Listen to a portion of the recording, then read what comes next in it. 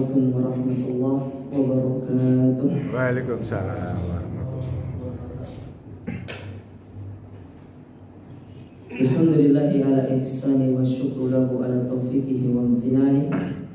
Asyhadu an la ilaha illallah wahdahu la syarika lahu ta'ziman li sya'ni. Wa asyhadu anna Muhammadan ad-da'i ila ridwani. Allahumma salli wa sallim ala alihi wa ashabihi wa ikhwani. Kaum muslimin wal muslimat, para jamaah yang semoga senantiasa dirahmati Allah. Alhamdulillah, puji dan syukur kita panjatkan kehadirat Allah Subhanahu wa taala di kesempatan yang berbahagia ini. Allah Subhanahu wa taala kembali mempertemukan kita di tempat ini di dalam kajian kita dari kitab Mukhtasar At-Tadhkirah fi Ahwalil Mauta wa Umuril Akhirah, yaitu ensiklopedia kematian yang ditulis oleh Al-Imam Al-Qurtubi rahimahullahu ta'ala. Pembahasan kita masih pada bab yang ke-10, yaitu bab yang berkaitan dengan berkata yang baik bagi orang yang mendatangi mayit dan doa saat seseorang meninggal serta menutup matanya.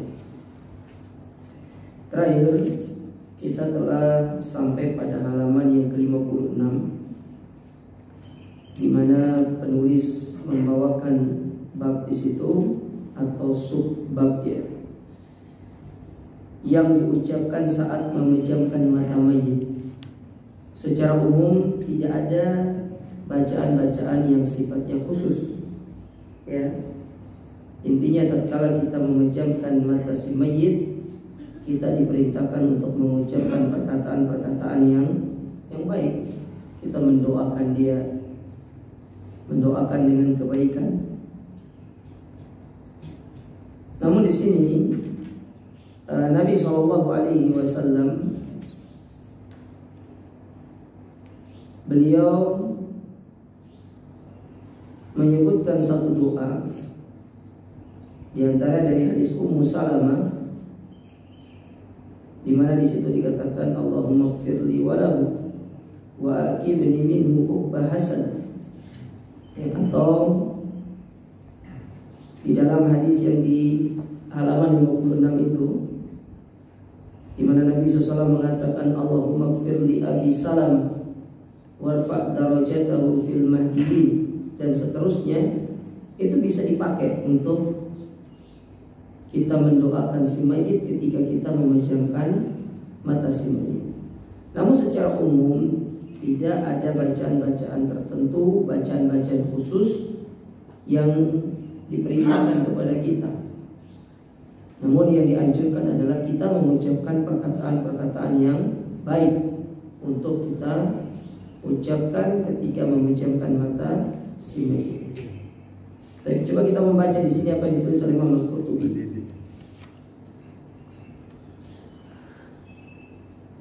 Disebutkan di sini, kita mengulangi bab yang ke-56 ya, di bagian yang ke bawah itu. Dari Syaddad ibn Aus radhiyallahu ta'ala an, beliau berkata, Rasulullah sallallahu alaihi wasallam pernah bersabda, "Idza hadartum mautakum fa'aqbilu al-basar." Apabila kalian mendatangi orang yang telah meninggal di antara kalian, maka pejamkanlah matanya. Ya, mata si mayit, bukan mata dia ya. Bukan mata kita yang datang. Ya, pejamkan mata si mayit. Fa innal basara yattabi'ur ruha. Karena pandangan si mayit itu mengikuti ruh yang keluar dari jasadnya, yang ditarik dari lehernya terus naik ke atas, matanya akan mengikuti. Maka tatkala ruhnya sudah keluar, matanya dipejamkan. Wa qulu khairan, maka katakanlah perkataan yang baik. Fa innal malaikata tu'minu ala ma qala ahli mayyit. Karena para malaikat akan mengaminkan apa yang dikatakan oleh keluarga si mayit. Nah, dari sini Nabi tidak menyebutkan bacaan-bacaan yang sifatnya khusus, tapi hanya Nabi mengatakan ucapkanlah perkataan yang baik, perkataan yang baik. Oleh karenanya para jamaah sekalian, di sini ada satu pelajaran yang bagus, bahwasanya ketika seorang meninggal dunia, dia harus bisa menjaga lisannya dengan dia bersabar. Sebagaimana Nabi SAW mengatakan, laisa minna man darabal hududa wa syaqqal juyuba wa da'awa bida'wal jahiliyah. Bukan termasuk golongan kami orang-orang yang ketika mendapatkan musibah dalam hal ini tentu musibah yang terbesar, misalkan yang dialami oleh seorang manusia ketika ada seorang yang dia cintai meninggal dunia, dari anggota keluarganya meninggal dunia. Ini salah satu kondisi yang seseorang itu tidak bisa menjaga lisannya, tidak bisa menjaga hatinya, dan dia tidak bisa menjaga perbuatannya. Makanya Nabi menyebutkan tadi, laisa minna man darabal hududa, bukan bagian dari kami. Ketika dia ditimpa satu musibah berupa kematian, dia menampar-nampar dirinya. Dia menampar-nampar, memukul-mukul dirinya, bahkan ada yang membenturkan dirinya ke tembok. Saking dia itu tidak menerima kondisi demikian. Padahal jauh-jauh hari Allah Ta'ala telah menyebutkan di dalam banyak ayat, kullu nafsin dha'iqatul maut, setiap yang bernyawa pasti akan merasakan kematian. Wa nabluukum bisyarri wal khairi fitnah, dan kami akan menguji manusia itu dengan keburukan dan kebaikan sebagai ujian. Wa ilaina turja'un, dan kepada kamilah mereka akan dikembalikan. Dalam surat Al-Baqarah misalkan Allah menjelaskan kepada kita, wala nabluwannakum bisyai'in minal khaufi wal ju'i wa naqsin minal amwali wal anfusi wat thamarat wa basyiris sabirin.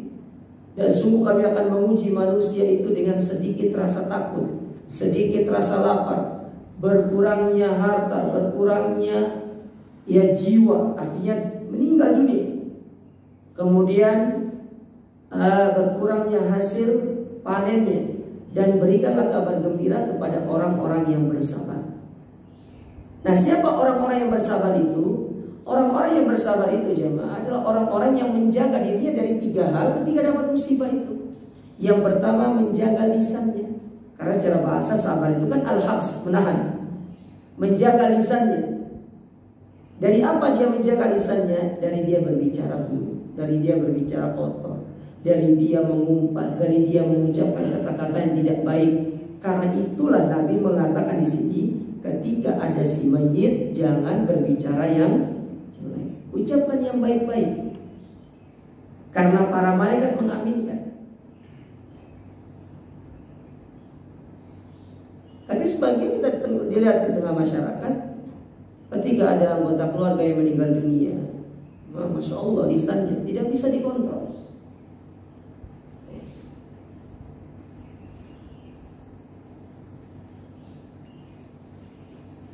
Kemudian dia menjaga anggota tubuhnya dengan tidak menyakiti dirinya, yaitu tadi seperti menampar-nampar dirinya, merobek-robek bajunya. Dia ingin memperlihatkan bagaimana dia tidak menerima kondisi yang dia alami. Tidak. Nah, itu sudah kondisi yang demikian, terus mau gimana lagi? Kita hanya bisa bersabar dan menerima segala ketetapan Allah. Semua itu takdir dari Allah. Bahkan yang lebih buruknya hatinya suudzon kepada Allah Ta'ala. Nah, oleh karenanya Nabi SAW mengingatkan kepada kita tadi, laisa minna man darabal hududa wa syaqqal juyuba wa da'wa bida'wal jahiliyah. Ketika kita mendapatkan musibah, jaga ketiga perkara ini dari diri kita. Lisan jangan sampai berbicara jelek, kemudian hati jangan sampai suudzon kepada Allah, kemudian yang ketiga, jangan sampai anggota tubuh kita ini melakukan hal-hal yang itu menunjukkan seolah-olah kita tidak ridho dengan ketetapan Allah Subhanahu wa Ta'ala. Padahal segala sesuatu di atas muka bumi ini semuanya telah ditakdirkan. Inna kulla syai'in khalaqnahu biqadar, kata Allah.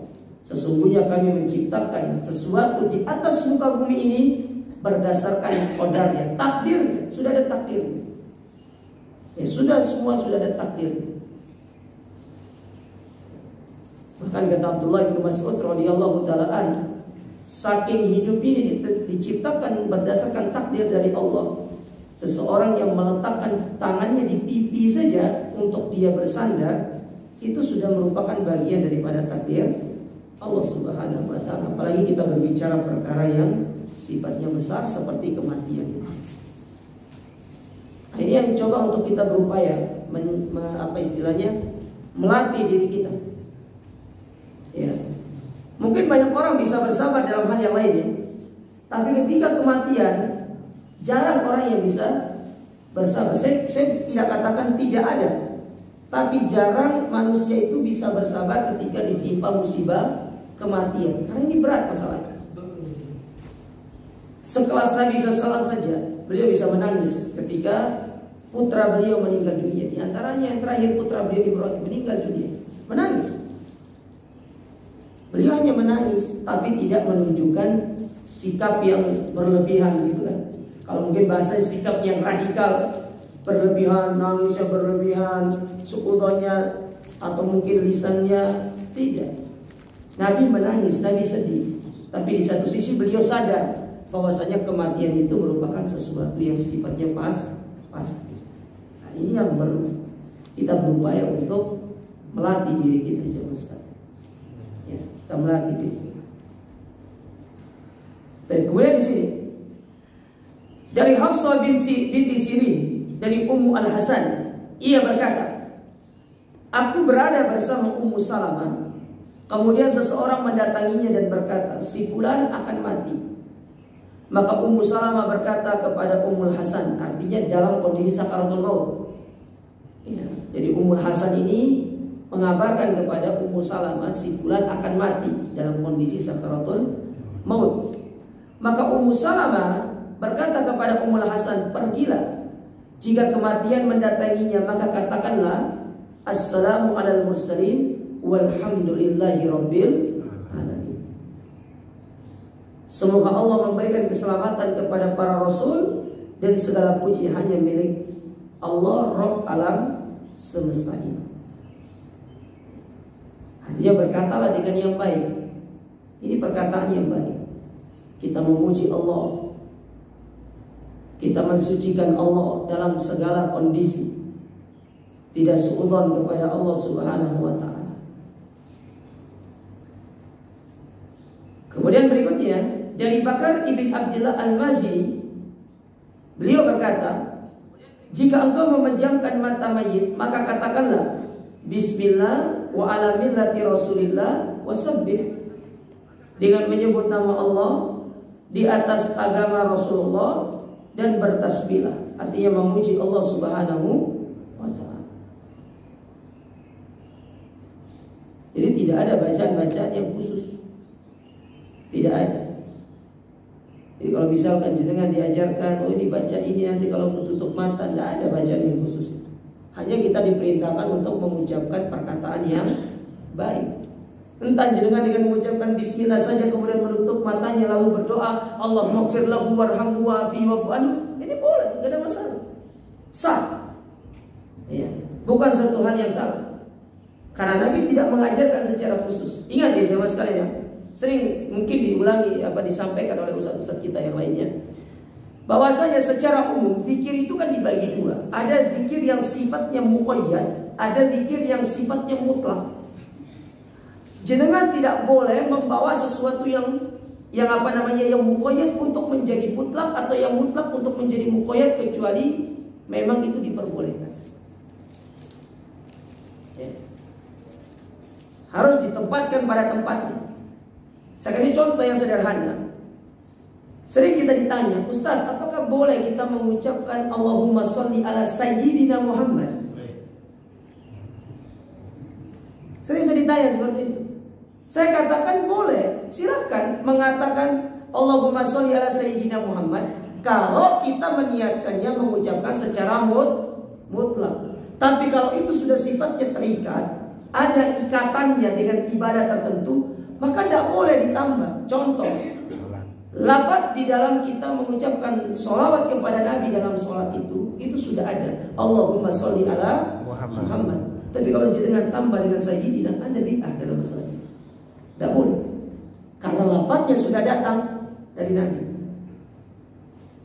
Tapi dalam ucapan sehari-hari, jenengan mau tambah Allahumma sholli ala sayyidina wa habibina wa maulana wa nabiyina wa rasulina, semua ditambah mboten nopo-nopo.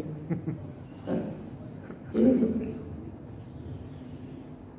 Karena dia sifatnya apa? Mutlak, tidak muqayyad, tidak terikat, tidak diikat dengan ibadah tertentu. Saya kasih contoh sederhana yang lain. Istighfar ketika sholat. Kalau kita sholat di sebagian tempat, bagaimana lafaznya? Astaghfirullahaladzim, ya kan? Astaghfirullahaladzim. Dalam hadis Thawban menceritakan karena Rasul sallallahu alaihi wasallam idza sarafa min salatihi, apabila Nabi selesai dari salatnya, istighfar salatan, Nabi itu beristighfar 3 kali. Bagaimana lafaz istighfarnya Nabi? Astagfirullah, astagfirullah. Maka ketika kita menambah dengan ucapan azim di situ, maka kita menjadi melakukan bid'ah dalam masalah itu. Karena Nabi tidak mencontohkan demikian. Nabi hanya mencontohkan sampai astagfirullah saja. Tapi kalau jenengan dalam kondisi di luar sana lagi berkendara, lagi duduk, lagi santai sama misalkan sama istri, tiba-tiba ingin beristighfar, mau beristighfar, astagfirullahaladzim wa atubu ilaihi, ya mau gimana pun bentuknya, tidak ada masalah. Karena dia sifatnya mutlak. Ini harus dibedakan jemaah. Maka yang muqayyad jangan dibawa ke mutlak. Begitu pula mutlak jangan dijadikan muqayyad. Karena semuanya itu sudah ada porsinya masing-masing. Sudah porsinya masing-masing.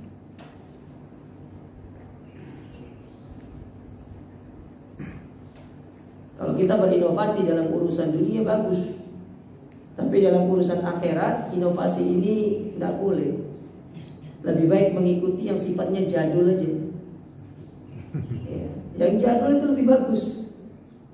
Semakin jadul semakin bagus. Tidak kayak dunia, semakin modern semakin bagus. Ya. HP jangan pakai HP Nokia 33 sekian di zaman sekarang yang nggak masuk. Oh sekarang sudah zamannya Android. Ya. Tapi kalau dipakainya di tahun ya 2000-an awal ya wajar. Tapi agama semakin jadul semakin bagus. Makanya dahulu ada istilah apa, belajar kitab kuning. Karena memang kertasnya kuning. Kalau sekarang kertasnya putih. Sekarang kertasnya putih.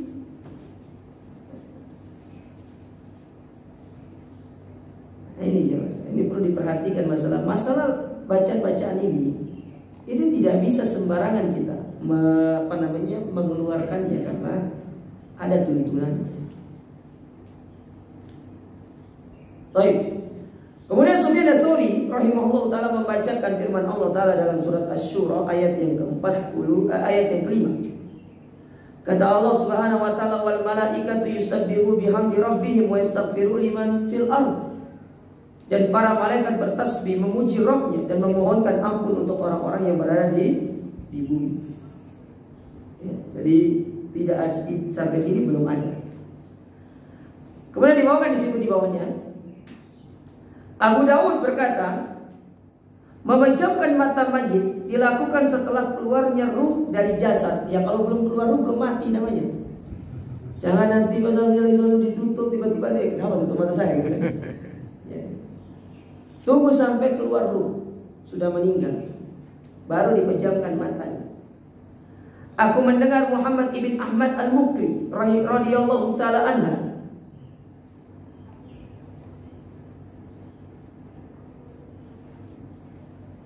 ini salah ini radhiyallahu anha. Salah cetak, harusnya radhiyallahu taala anhu.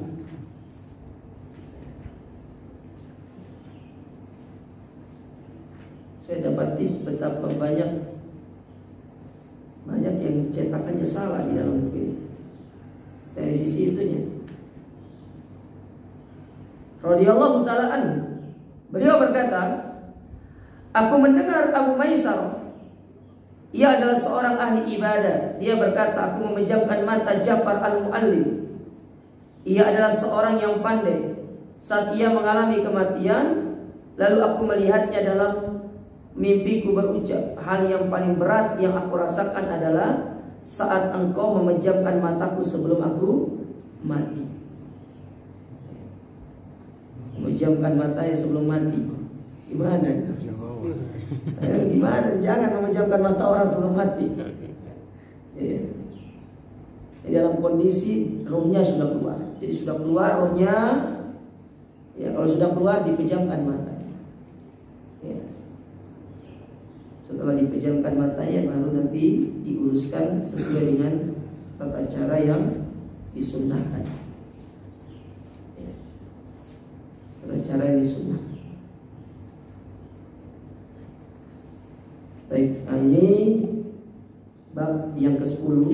Jadi intinya dari bab ini tidak ada bacaan-bacaan yang sifatnya khusus yang perlu untuk kita baca ketika kita memejamkan mata seorang mayat atau si mayit, tidak ada.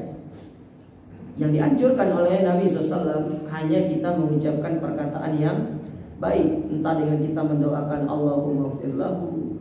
Ya, kalau ingin menggunakan doa yang diajarkan oleh Nabi SAW itu juga boleh, tapi bukan itu sifatnya muqayyad, harus pakai itu, tidak harus. Kalau jenengan dah hafal, gimana lagi? Boleh gak pakai bahasa Indonesia? Boleh. Kalau kita dah hafal. Ya. Atau menggunakan doa sapu jagat, boleh. Karena secara umum kita disuruh untuk mengucapkan yang baik. Boleh, silakan. Tidak ada masalah. Ya. Jangan kemudian nanti memejamkan mata mayit. Ya, Al-Fatihah. Lalu kemudian mengeluarkan dari sakunya, ternyata keluarnya apa? Yasin Fadilah. Luar biasa. Ya. Saya tuh sampai sekarang tuh heran gitu ya. Saya bertanya dalam diri saya, karena masalah ini kan semua satu Indonesia yang kayak gini. Kenapa harus Yasin? Kenapa enggak surat yang lain?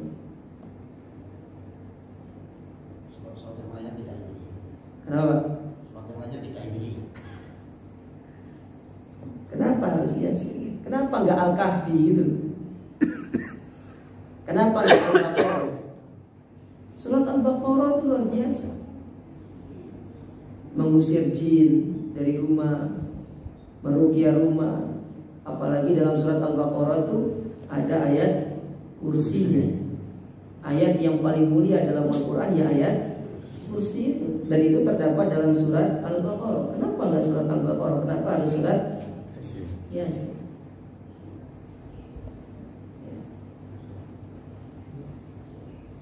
Atau kenapa enggak surat Al-Ikhlas misalnya? Al-Ikhlas itu tak dilusul Quran kata Nabi, sepertiganya Al-Quran. Karena Al-Quran kan isinya 3, kisah, hukum, sama bab masalah tauhid. Kan itu 3 isinya. Kisah-kisah para nabi yang terdahulu, kaum-kaum terdahulu, kemudian hukum-hukum Islam, dan yang ketiga masalah tauhid kepada Allah. Nah, salah satu pembahasan tauhid itu kan dalam surat Al-Ikhlas. Makanya dikatakan sebagai ta'dilusul Quran. Nilainya itu sepertiga Quran, bukan berarti jangan kalau baca itu sudah baca sepertiga Quran. Jadi kalau ingin khotam itu baca 3 kali. Ya.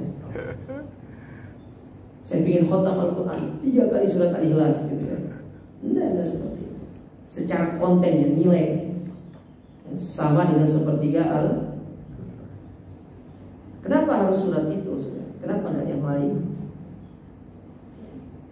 Tak mungkin. Ada yang pernah di sini? Ibu-ibu pernah? Hah?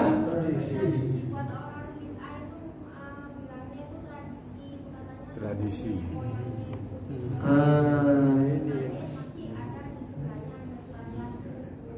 Iya, berarti pasti sebelahnya ada surat Yasin gitu ya.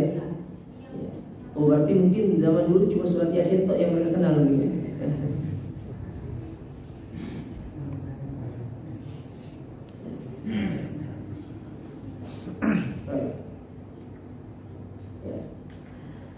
Nah, kita lanjut.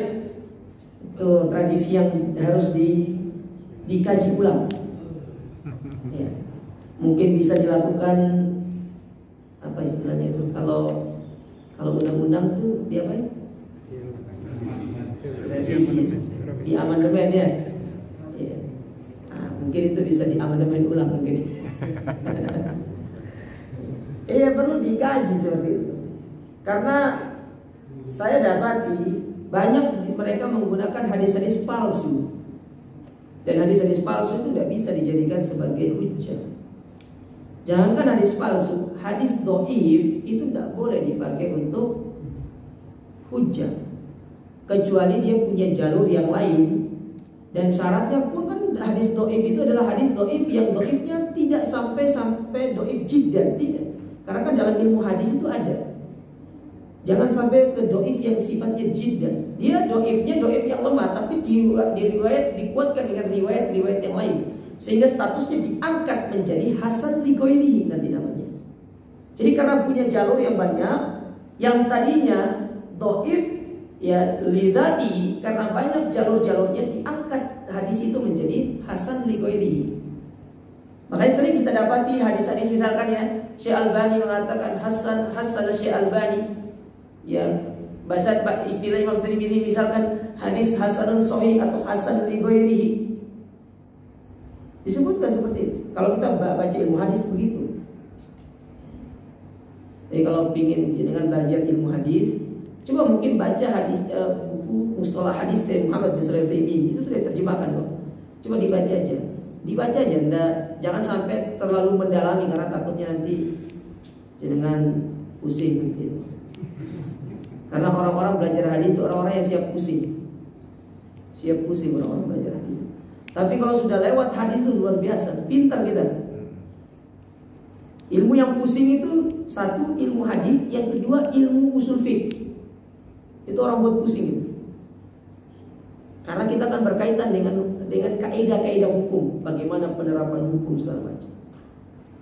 Ya. Kalau bisa menguasai dua ini, kita sedang menguasai dua kunci keilmuan dalam syariat kita. Karena Islam itu kita belajar apapun ya, selalu kembali kepada usul fiqh nanti ujung-ujungnya. Ada kaidah-kaidah yang diterapkan.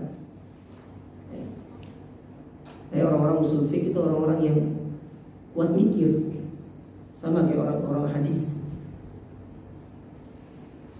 Di Indonesia ini jarang yang hadis. Ya, yang diantaranya Ustadz Sofyan Baswedan itu hadis. Kemudian yang baru lulus itu Ustadz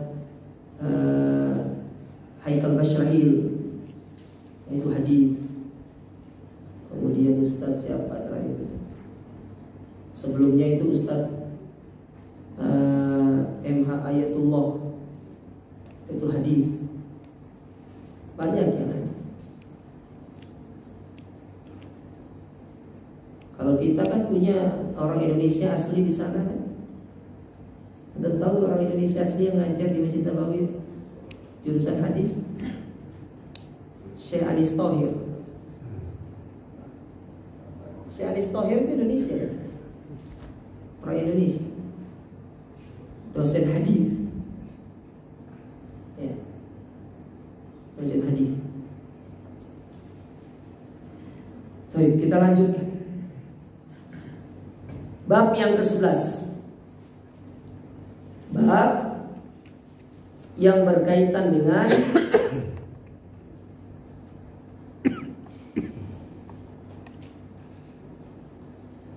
bahwasanya setan itu akan datang ketika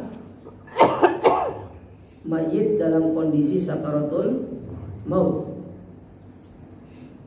Dan orang-orang yang ada di sekitarnya di dunia tidak ada yang ditakutkan selain su'ul khatimah.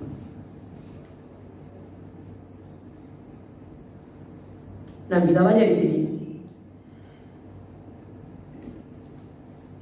Diriwayatkan bahwa apabila seorang hamba akan meninggal dunia, maka dua setan akan duduk di sisinya. Satu dari kanannya dan yang lain dari kirinya. Nah, ini kondisinya jemaah. Setan yang ada di sebelah kanannya terlihat seperti ayahnya. Lalu setan berkata kepadanya, "Wahai anakku, sungguh aku sangat menginginkan kebaikan bagimu, dan aku sangat mencintaimu dan menyayangimu. Tetapi matilah di atas agama Nasrani." Saya tadi suruh mati di atas agama Nasrani. Artinya disuruh meninggal di atas agama selain Islam. Kenapa demikian? Karena mereka para setan ini, mereka paham firman Allah, "Wala tamutunna illa wa antum muslimun." Kalau meninggal dalam kondisi Islam. Ada sebuah pertanyaan kepada seorang masyayikh. Beliau pernah ditanya, "Ya Syekh, apakah setan hafal Quran?" Kata Syekh, "Jangankan hafal Quran, hadis hafal dia." Jadi lebih pintar setan daripada kita. Tapi mereka hafal Quran, hafal hadis untuk menyesatkan manusia. Kalau kita enggak, kita jarang hafal Quran kan? Mereka hafal Quran, mereka hafal hadis. Tapi mereka gunakan untuk menyesatkan manusia supaya mereka punya teman. Kenapa mereka itu begitu? Karena berdasarkan sumpahnya iblis kepada Allah Ta'ala ketika Allah memvonis iblis menjadi penghuni neraka Jahannam. Lalu iblis meminta untuk ditangguhkan hukumannya. Dia ingin cari teman dulu. Dia tidak mau masuk neraka sendirian. Ya. Bahasa iblis itu, waduh, tidak mau masuk neraka sendirian, saya harus cari teman dulu. Akhirnya dia bersumpah, "La'aghwiyannahum," aku akan menyesatkan mereka. Ya. Aku akan sesatkan mereka. Dan iblis mengatakan, akan sedikit dari hamba-hambamu yang akan ikhlas dan bersyukur kepada Allah. Oleh karenanya pernah satu ketika Umar bin Khattab radhiyallahu ta'ala anhu, saya lupa dia dengar siapa ya, ada seorang sahabat didengar sama Umar bin Khattab, dia berdoa, "Ya Allah, Allahumma ja'alni minal aqal." Ya Allah, jadikanlah aku termasuk orang-orang yang sedikit. Jadi sahabat ini berdoa, didengar sama Umar, "Ya Allah, jadikanlah aku termasuk orang-orang yang sedikit." Umar mengatakan, "Kenapa engkau berdoa dijadikan sebagai orang-orang yang sedikit?" Kata dia, menjawab Umar bin Khattab radhiyallahu ta'ala an, bahwasanya orang-orang yang sedikit itu adalah orang-orang yang spesial. Bukankah Allah berfirman dalam Al-Quran, "Wa qalilun min ibadiyas syakur," sedikit dari hamba yang bersyukur. Itu maksudnya. Artinya yang kufur itu banyak, yang bersyukur itu sedikit. Yang bersabar itu sedikit, yang gak sabar itu banyak. Maka dia berdoa kepada Allah, "Allahumma ja'alni minal aqal." Ya Allah, jadikanlah aku termasuk orang-orang yang sedikit. Dia ingin menjadi hamba yang luar biasa tadi, bisa bersyukur, bisa bersabar, bisa ikhlas di dalam dia beribadah kepada Allah. Karena tidak banyak jemaah sekalian. Tidak banyak. Nah, setan datang sebelah kanan bilang, "Ya, wahai anakku, ya meninggallah engkau dalam kondisi berada di atas agama Nasrani, karena itu sebaik-baik agama." Sedangkan setan yang di sebelah kirinya terlihat seperti ibunya. Nah, ini pelajarannya jamaah sekalian kata para ulama. Setan itu bisa menjelma menjadi makhluk yang lain. Bisa jadi jin, bisa menjadi manusia, bisa menjadi hewan. Makanya kalau ada orang saya melihat ada setan di sana bentuknya harimau, itu jelmaan, bukan bentuk aslinya. Ini saya pertemuan sebelumnya saya pernah tanyakan, siapa yang pernah lihat setan dalam bentuk aslinya? Tidak ada jawab. Tidak ada yang pernah melihat setan dalam bentuk aslinya. Karena memang Allah menjadikan setan itu tidak bisa kita lihat. Ya, Allah katakan, ya raunakum min haitsu la tarawnahum. Mereka bisa melihat kalian, kalian tidak bisa melihat mereka. Setan dari kalangan jin ya, tapi kalau kalangan manusia jelas. Ya, ada wujudnya, ada hidungnya, ada matanya. Tapi jangan ada yang bilang itu setan nanti jadi kalangan manusia, itu jangan. Tidak boleh. Kalau kita tahu dia adalah orang-orang yang mengajak kita kepada keburukan, sudah dijauhi. Ya. Karena hukum asal sebenarnya terjadi perdebatan dari kalangan para ulama. Apakah setan itu adalah jin ataukah dia hanya sebuah sifat? Wallahu alam dalam masalah ini saya lebih condong kepada pendapat yang mengatakan setan itu sifat. Setan itu adalah sebuah sifat yang ada pada jin atau manusia ketika dia membangkang kepada Allah, itu setan. Ya. Namun sebagian ulama mengatakan setan itu ya dari kalangan jin itu. Karena kebanyakan ayat-ayat di dalam Al-Quran itu menyebutkan tentang kita berlindung dari apa? Setan, bukan dari jin, tapi dari syaitan. Ya. Tapi dalam masalah ini digabungkan pendapat ini.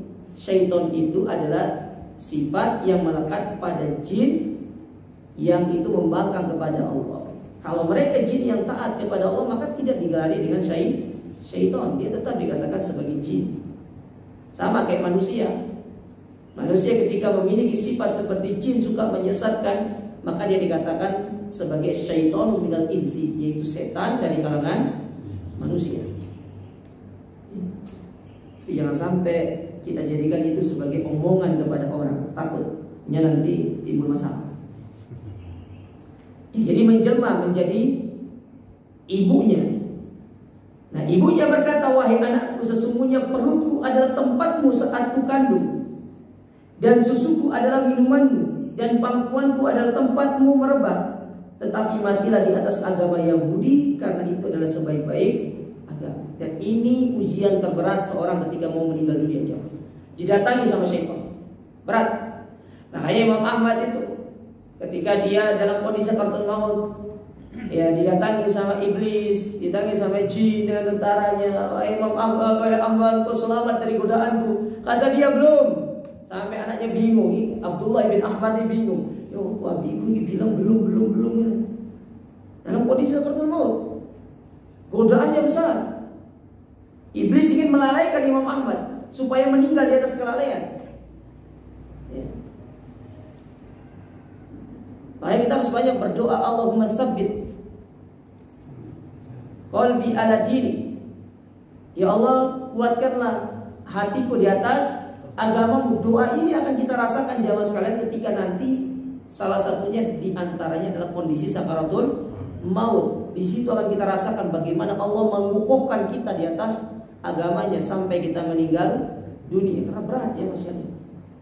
Godaan syaitan itu bukan satu yang datang, banyak. Ini aja disebutkan dua di kiri dan di kanan. Belum nanti pasukan-pasukan yang lainnya datang untuk menggoda kita supaya kita meninggal di atas kekufuran. Karena mereka tidak ridho kita meninggal di atas Islam. Ya. Sesungguhnya seorang hamba saat mendekati kematiannya, maka dibentangkanlah baginya berbagai fitnah. Hal itu lantaran iblis telah mengerahkan bala tentaranya kepada hamba ini untuk memperdayainya. Maka mereka berdatangan saat ia sedang menghadapi kematian. Mereka menyerupai orang-orang yang ia cintai, yang telah mendahulunya meninggal dunia. Itu orang-orang yang ia harapkan nasihat dari mereka semasa di dunia, seperti ayah, ibu, saudara, saudari, kerabat, kawan dekatnya dan yang lainnya. Datang mereka memberikan nasihat. Ya, ini namanya nasihat, tapi nasihat sesat gitu. Kayak iblis datang kepada Adam, bilang kepada Nabi Adam, wa inni lakum malaminan nasihin. Wahai Adam, aku datang sama kalian ini sebagai pemberi nasihat. Iblis gak bilang sama Adam itu aku ingin menggoda kalian, tidak. Tapi dia bilangnya aku ingin memberikan nasihat kepada kalian. Ya, tapi nasihat untuk menuju neraka jahanam. Sehingga dari sini kita disuruh untuk memperbanyak berdoa. Ya, berdoa kepada Allah Ta'ala. Makanya Allah Ta'ala berfirman di bawahnya itu dalam surat Ali Imran ayat yang ke-8, Rabbana la tuzigh qulubana ba'da idh hadaitana wa hab lana min ladunka rahmah innaka antal wahhab. Perbanyak berdoa minta ketetapan hati. Karena tidak ada yang bisa menyelamatkan kita dalam kondisi itu kecuali Allah jawab. Tidak bisa. Mau berupaya bagaimanapun kita itu, kecuali Allah yang bisa menyelamatkan kita. Apalagi kalau kita dapati sebagian orang yang memanggil ya fulan, ya fulan. Jangankan ya fulan, dia sendiri saja mungkin belum tentu selamat dari fitnah. Maka kita berdoa kepada Allah semasa hidup, semasa sehat seperti ini. Ini doa yang harus banyak-banyak kita ucapkan. Di antaranya Allahumma ya muqallibal qulub tsabbit qalbi ala dinik, itu perbanyak. Ya, perbanyak kita mengucapkan doa ini. Termasuk doa ini, Rabbana la tuzigh qulubana ba'da idh hadaitana wa hab lana min ladunka rahmah innaka antal wahhab. Perbanyak doa ini, jemaah. Tidak mudah seorang itu selalu istiqomah di atas hidayah, tidak mudah. Berat. Semua itu tidak akan bisa kita raih kecuali dengan pertolongan dari Allah. Oleh karenanya sebagian ahli tafsir ketika mereka menafsirkan firman Allah Ta'ala iyyaka na'budu wa iyyaka nasta'in dan juga ihdinas siratal mustaqim, di antara ulama tafsir mereka mengatakan begini. Ketika seorang hamba mengatakan iyyaka nasta'in, di situ ada sebuah harapan kepada Allah, sebuah doa. Doanya apa? Kalau mereka itu adalah orang-orang yang ingin ditolong oleh Allah mendapatkan husnul khotimah, maka dia berdoa di situ dengan benar-benar dia mengharapkan husnul khotimah di dalam kehidupannya, dengan dia mengatakan iyyaka nasta'in. Dan ketika dia mengucapkan ihdinas siratal mustaqim, maka itu sebagai penguat untuk apa yang dia minta kepada Allah Ta'ala berupa keistiqomahan sampai dia meninggal dunia.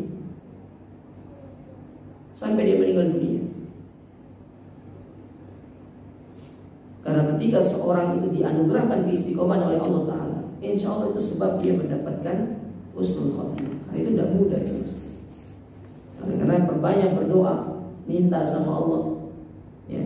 Jangan kita bersandar dengan kemampuan kita, jangan kita bersandar dengan apa yang kita miliki. Kita ini lemah, hamba yang lemah. Kita butuh pertolongan Allah. Bahkan di saat-saat terakhir kita hidup di dunia ini, kita butuh kepada pertolongan Allah Subhanahu wa Ta'ala. Abdullah bin Ahmad bin Hanbal, nah ini dibawakan kisahnya. Ini salah satu riwayatnya. Aku menyaksikan kematian ayahku dan di tanganku ada sobekan kain untuk mengikat janggutnya. Ayahku pingsan lalu tersadar. Ia berkata sambil berisyarat dengan tangannya, tidak akan dan tidak. Dalam riwayat yang lain, belum dan belum. Ya. Tidak akan dan tidak. Ia melakukan hal ini terus menerus. Maka aku berkata kepadanya, wahai ayahku, apa yang engkau lihat? Maka ia menjawab, sesungguhnya setan berdiri di atas alas kakiku sambil menggigit jari jemari seraya berkata, wahai Ahmad, ikutilah aku. Dan aku berkata, tidak akan pernah sampai aku mati. Lihat, sebelum Ahmad itu digoda dengan kuat, apalagi kita. Dalam riwayat yang lain disebutkan, Imam Ahmad mengatakan belum dan belum.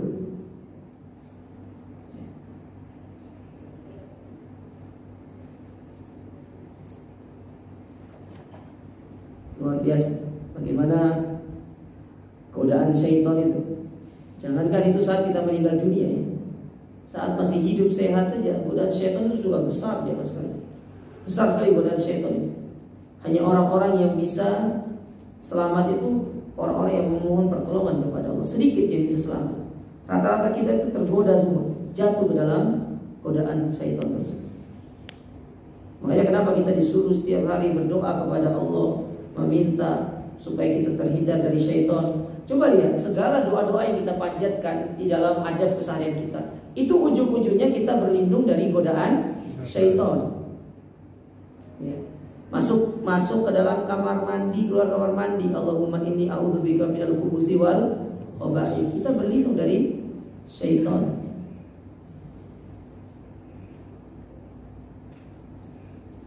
Kita masuk rumah, kita mengucapkan bismillah, assalamualaikum. Apa sih tujuannya?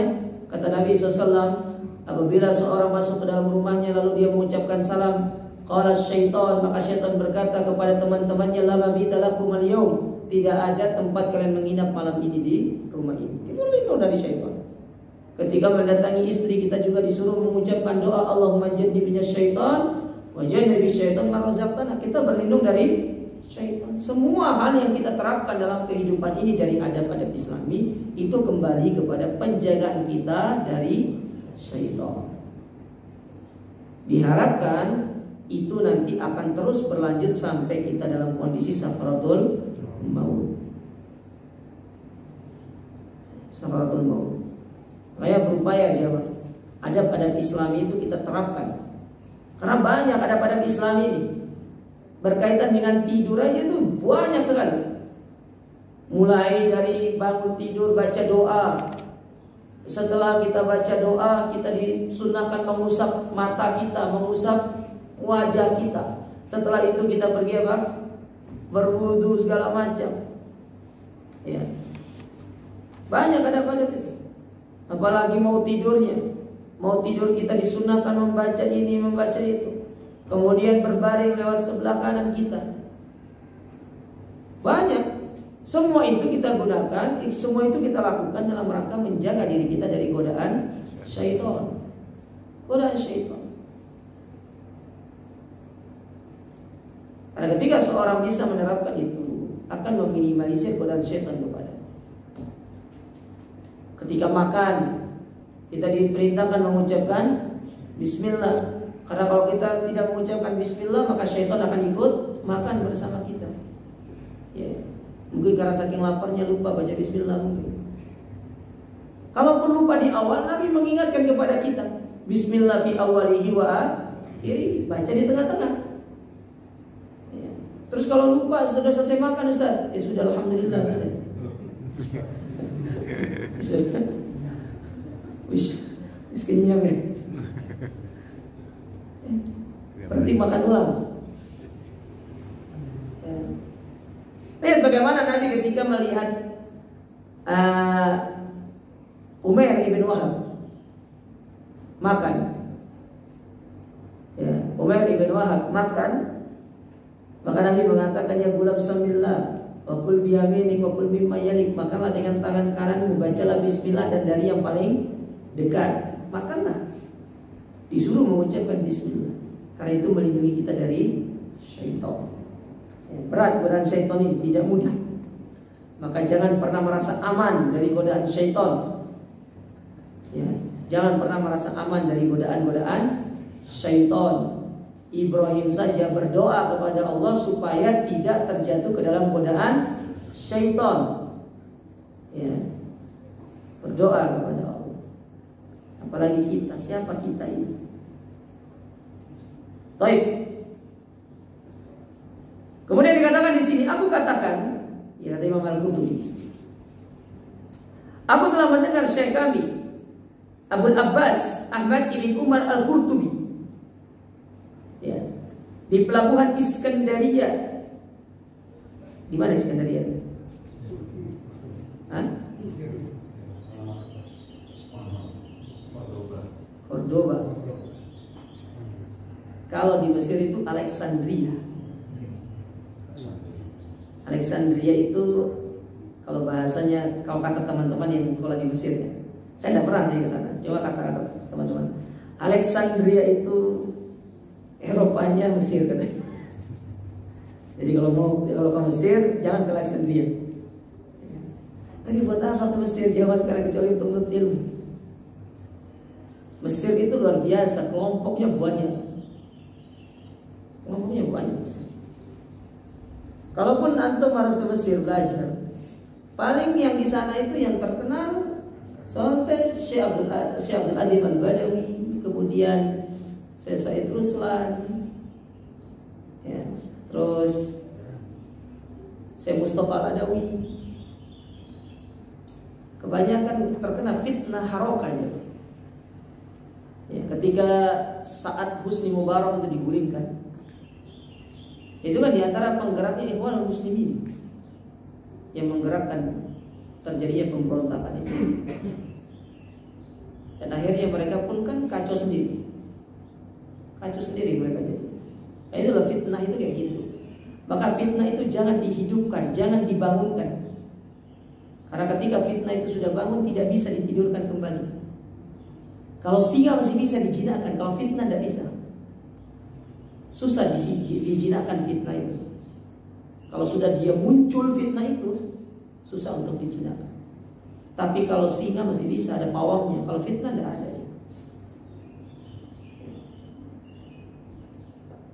Makanya Imam Ahmad, kenapa beliau sangat berhati-hati ketika memberikan fatwa bolehnya kita keluar dari pemerintah yang mengatakan Al-Quran makhluk. Tidak mudah. Kalau beliau mengeluarkan fatwa waktu itu boleh memberontak, wah berat, kacau. Tapi coba lihat bagaimana Imam Ahmad, karena hidayah dan taufik dari Allah Ta'ala, beliau pun bersabar meskipun harus beliau yang dipenjara. Tidak mudah ya Mas. Tidak gampang fitnah itu. Jangan dihidupkan, karena kalau mau ditidurkan kembali susah fitnah itu. Lihat bagaimana ketika antara Muawiyah dengan Ali bin Abi Thalib, antara Ali bin Abi Thalib dengan Aisyah radhiyallahu taala anha, terjadi perang. Sekelas sahabat gara-gara fitnah bisa perang. Berat jangan. Ini perkara yang berat.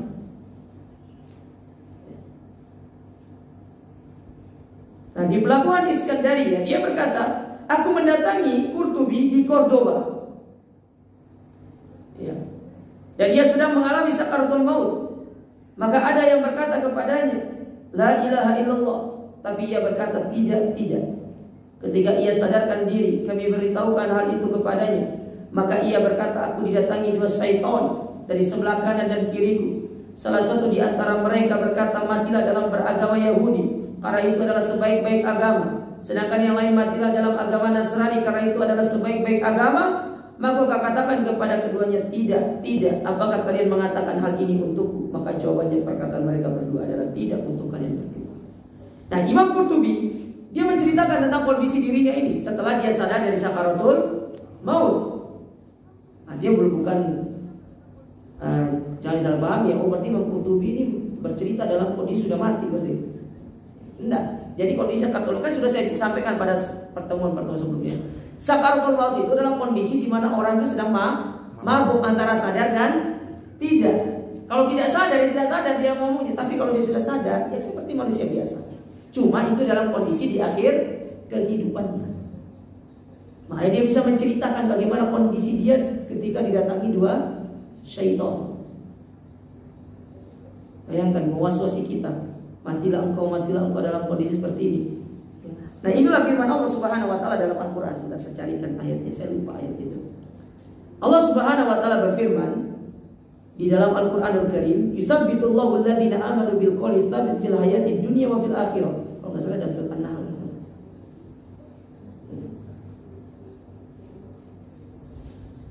Salah dalam surat Ibrahim. Dalam surat Ibrahim, kayak masjid ini. Ayat yang ke-27. Allah berfirman di situ, "Yusabbitullahu alladziina aamanu bil qawli tsabit fil hayatid dunya wa fil akhirah." Allah mengokohkan orang-orang yang beriman dengan perkataan yang sabit, baik di kehidupan dia di dunia maupun di akhirat. Sebagian ulama tafsir ketika mereka menafsirkan tentang Allah mengokohkan mereka dengan perkataan yang sabit di dunia, maksudnya adalah dalam kondisi sakaratul maut. Karena sakaratul maut itu di mana? Di dunia. Dikokohkan sama Allah, dibantu sama Allah, ditolong sama Allah Subhanahu wa taala untuk dia bisa keluar dari fitnah syaitan tersebut. Salah satunya dengan ini yang diceritakan oleh Imam Al-Qurtubi. Dia melawan bisikan-bisikan syaitan dengan mengatakan tidak. Dan nanti biasanya kalau jenengan ya misalkan menunggu orang mati, kalau dapat di kondisi seperti ini, apalagi dalam kondisi dia tidak sadar, berarti dia sedang didatangi oleh syaitan. Ya, dengan syaitan. Maka ketika dalam kondisi demikian, biarkan dia, cukup didoakan saja. Ya. Didoakan supaya Allah memberikan keteguhan hati kepada dia untuk bisa melawan fitnah-fitnah syaitan tersebut. Kemudian saya akan tambah sedikit. Aku katakan, dan kejadian seperti ini yang dialami oleh orang-orang soleh sangat banyak. Sehingga jawaban itu, perkataan tidak untuk setan, bukan untuk orang yang menalkin dengan kalimat syahadat. Nah, ini dia. Jadi ketika jenengan bilang mendapati orang mengatakan tidak, bukan itu menjawab kita, tapi dia menjawab apa? Syaitan. Karena ketika kita sedang mentalkin orang yang mati, syaitan pun mentalkin kepada kita. Kita bilang la ilaha illallah, setannya bilang matilah kau dalam kondisi Nasrani atau Yahudi. Nah, ketika dia mengatakan tidak, maka itu jawaban kepada syaitan. Berarti dia belum menjawab kita, maka kita pun harus terus mentalkin. Sebagaimana bab yang sebelumnya itu, bab yang ke-9 itu, yang keberapa? Yang ke-8. Sampai dia mengucapkan sekali aja itu sudah cukup. Dan tidak perlu untuk diulangi lagi. Sekali aja sudah cukup, tidak perlu untuk diulangi lagi. Karena takutnya kalau diulangi lagi, dia akan semakin ragu. Ya. Jadi dalam kondisi ketika dia belum bisa menjawab talqin kita harus mengulangnya. Apalagi kalau kita baru dapati jawaban dia tidak, berarti tidak itu untuk menjawab syaitan tadi. Nah, ini harus diperhatikan oleh orang-orang yang yang berkeinginan untuk menunggu mayit ini. Ya, gimana saya menunggu mayit? Mungkin saya duluan ditunggu, Ustaz. Saya duluan ditunggu sama orang ya. Ala kulihat ya, kita duluan ditunggu sama orang atau gimana pun jawab. Kita berusaha untuk mempersiapkannya. Cuma kalau bisa, misalkan ada keluarga yang kalau memang kita bisa melihat, istilah bukan melihat ya, kayaknya orang ini nih sebentar lagi mau meninggal ya. Kan ada tanda-tandanya kan, ada tanda-tandanya orang itu mau meninggal dunia. Maka mintalah kepada keluarga itu biar saya yang menemani untuk mentalkinkan, supaya menjadikan mayit itu tidak berada dalam kondisi kebingungan, tidak dalam kondisi dia mendengar hal-hal yang tidak baik dari keluarga. Tapi mungkin insya Allah sekali-sekali saya ingin membacakan bukunya Syekh Masyhur Hasan Salman itu, yaitu kesalahan seorang ketika mengurus jenazah. Mungkin kita manfaatkan di Kamis yang terakhir, mungkin sekali-sekali kita membaca. Karena beliau membawakan itu mulai dari proses sebelum orang itu mati sampai nanti pengurusan, bahkan sampai pekuburannya nanti. Ya semoga Allah memberikan taufik kepada kita. Tapi bukunya belum ada terjemahannya. Itu masalahnya. Kalau saya mau menerjemahkan terlalu tebal deh. Lebih tebal dari ini bukunya. Nanti insya Allah mungkin pas di Kamis keempat kita coba untuk kalau memang kalau misal dirasa kurang nanti kita selang-seling saja. Ya Kamis kedua sama keempat kita bahas itu, Kamis 1, 3, dan 5 kita bahas yang ini supaya dapat banyak gitu ya. Tapi ya itu tadi, mohon maaf belum ada terjemahannya. Belum ada terjemahannya. Nanti kita menerjemahkan sendiri saja. Siapa tahu bisa jadi buku kan? Ya, lumayan kan dijual itu. Wallahu ta'ala a'lam bishawab. Insyaallah kalau memang mungkin minggu depan kita mencoba untuk membahas buku itu.